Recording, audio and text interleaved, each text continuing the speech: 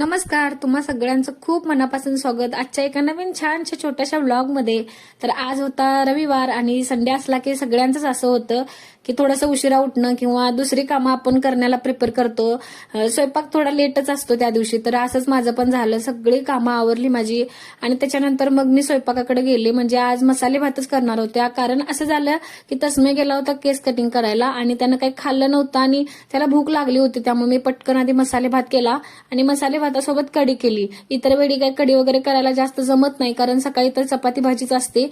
त्यामुळे तस्मेला पटकन आधी मी म्हणजे मसाले भात करून घेतला. बघा किती आज ताट घेऊन स्वतः तो बसला होता आणि त्याच्यासोबतच मग लोणचं होतं.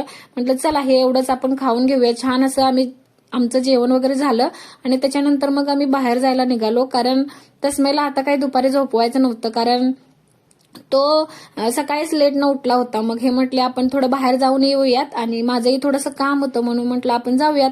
थोड्या वेळानंतर मग त्याला छान असा ज्यूस पाजला, मी ज्यूस पिला.